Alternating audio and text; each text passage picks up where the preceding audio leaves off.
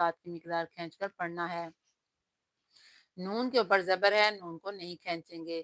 ما یسرون، ما یسرون۔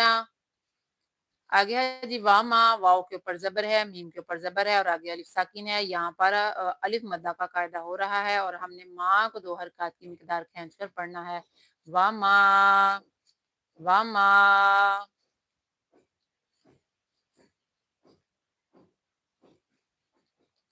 آگے ہے یولنون، یا کے اوپر پیش ہے، عین یہاں پر ساکن ہے، عین کو ہم نے وسط حلق سے ادا کرنا ہے، یا کو عین کے ساتھ ملا کر پڑھیں گے، لام کے نیچے زیر ہے، لام کو نہیں کھینچیں گے، نون کے اوپر پیش ہے اور آگے واو ساکن ہے۔ یہاں پر واو مدہ ہوئی، نون کے اوپر زبر ہے اور آگے جو ہے یہ وقف تام کی علامت ہے۔ یہاں پر ہم نے وقف کیا، نون ساکن ہو گیا اور یہاں پر سکون عارضی ہوا، حرف مدہ کے بعد سکون ہے تو یہاں پر سکون عارض ہے تو لہٰذا یہاں پر مد عارض کا قاعدہ کرتے ہوئے ہم نے اس کو 2